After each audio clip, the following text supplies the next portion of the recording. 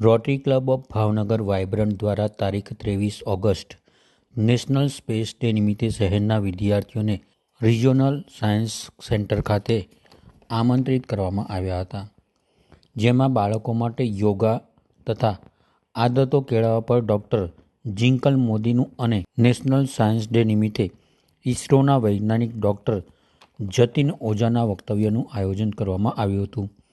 બાળકોમાં વિજ્ઞાન પ્રત્યેની રુચિ વધે તે માટે સાયન્સ સેન્ટરની વિવિધ ગેલેરી બતાવાઈ હતી. રિજનલ સાયન્સ સેન્ટરના નિયામક શ્રી ડૉક્ટર G.K. ગોસ્વામી, ઇસરોના ડૉક્ટર જતીન ઓઝાએ ભારતની વૈજ્ઞાનિક સિદ્ધિ અને સેન્ટરની માહિતી આપી હતી.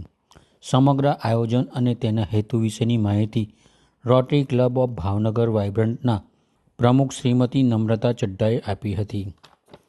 આ તકે રોટરી ક્લબ ઓફ ભાવનગર વાઇબ્રન્ટના સભ્યો જોડાયા હતા અને સાયન્સ સેન્ટરની ચારેય ગેલેરી નિહાળી હતી. શહેર જિલ્લાના પ્રત્યેક બાળકો અને તેમના વાલીઓએ ભાવનગર ખાતે કાર્યરત રિજનલ સાયન્સ सेंटर की मुलाकात लेवा जेवी है. मैं rotary club of Bhavnagar vibrant की प्रेसिडेंट हूँ, नम्रता चड्डा, और आज हम यहाँ रीजनल साइंस सेंटर में रायला का प्रोग्राम कर रहे हैं. Raila means rotary youth leadership awards. तो इसमें बच्चे, स्कूल के बच्चे पार्टिसिपेट करते हैं और जो एक्टिविटीज़ के थ्रू और इंटरैक्शंस के थ्रू, टीम वर्क के थ्रू सीखते हैं कि लीडरशिप की क्वालिटीज़ क्या होती हैं. और बिकॉज हर बच्चे में एक लीडरशिप की क्वालिटी होती है, उसको उभारना ज़रूरी है. तो अभी अगर वो लोग अपना जब ऐसे बच्चों के साथ बैठ के टीम वर्क में और एक्टिविटीज़ में पार्टिसिपेट करते हैं तो उनको पता चलता है कि हाँ, कि आगे बढ़ के हम जिंदगी में क्या कर सकते हैं. तो वो हमारे पास आज विद्याधीश स्कूल के बच्चे आए हुए हैं, 80 बच्चे हैं, और वो लोग हमारे इस प्रोग्राम में पार्टिसिपेट कर रहे हैं. सारा दिन सुबह 9 बजे से ये प्रोग्राम शुरू हुआ है और 4:30 बजे तक वो बच्चे हमारे साथ रहेंगे. और आज नेशनल स्पेस डे भी है, तो उसके लिए इसरो से हमारे पास साइंटिस्ट आए हुए हैं, डॉक्टर ओझा, संदीप ओझा. तो वो भी बच्चों के साथ इंटरैक्ट करेंगे. 1 घंटे का सेशन वो लेंगे और वो एक स्पेस के बारे में अपना सब बच्चों को बताएंगे और बच्चे उनसे इंटरैक्ट करेंगे, अपने डाउट्स पूछेंगे, अपनी क्वेरीज करेंगे. आज ये हमारा प्रोग्राम है. नमस्कार, मेरा नाम डॉक्टर गिरीश गोस्वामी है और project director regional science centre Bhavnagar.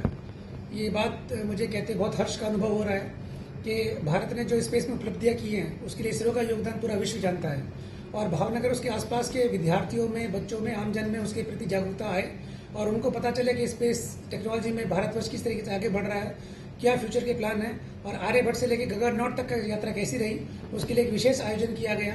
और आज के दिन जो हमारा एक विश्व पटल पे जो हमारा नाम रोशन किया था इसरो ने, जिसमें हमने चंद्र की उस सपाटी पे जिस पे अब से कोई नहीं उतर पाया था, हमारा विक्रम लैंडर जो लैंड हुआ था, उस उपलक्ष्य में जो हमारा ये राष्ट्र है 23 अगस्त को एक नेशनल स्पेस डे के रूप में उजवता है. इसी उपलक्ष्य में आज हमने इसरो के एक पूर्व वैज्ञानिक जो ग्रुप डायरेक्टर भी रहे हैं, डॉक्टर संदीप ओझा को हमने इनवाइट किया है. और संदीप ओझा साहब भावनगर के ही मिट्टी में पले बड़े हुए हैं और राष्ट्र के लिए बहुत काम किया उन्होंने. तो वो हमारे कैंपस में आए, उन्होंने बच्चों से इंटरेक्शन किया और बच्चों को माहितगार किया और मोटिवेट किया कि आगे चल के वो राष्ट्रीय निर्माण में सहयोग दें. धन्यवाद. બધા ભાવણાવાસીઓને એક ભાવનગરીના નમસ્કાર. અહીંનો જ ભાવનગરનો છોકરો, જેમ સાહેબે કીધું એમ ઈસરોમાં પહોંચ્યો અને ત્યાં કશુંક યોગદાન આપી અને અત્યારે આ સાયન્સ સિટી વિજ્ઞાન નગરીમાં આપણે ભાવનગરની અત્યારે બાળકો સાથે સંવાદ કરવા આવ્યો છું. અને ખાસ તો આજે રાષ્ટ્રીય વિજ્ઞાન દિવસ, નેશનલ સ્પેસ ડે 2025 નું આપણે સેલિબ્રેશન કરી રહ્યા છીએ, ઉજવણી કરી રહ્યા છીએ. એ પ્રસંગે બાળકો જોડે એક સંવાદ સાધવા આવ્યો છું.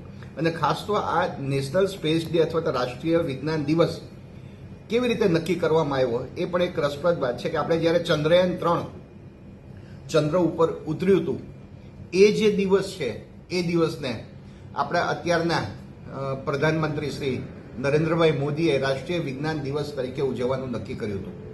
એટલે ત્યારથી આપણે આ રાષ્ટ્રીય વિજ્ઞાન દિવસ ઉજવીએ છીએ. અને આ વર્ષનું જે આપણે ગણીએ કે ટોપિક શું છે, વિષય શું છે, તે બહુ જ સૂચક છે.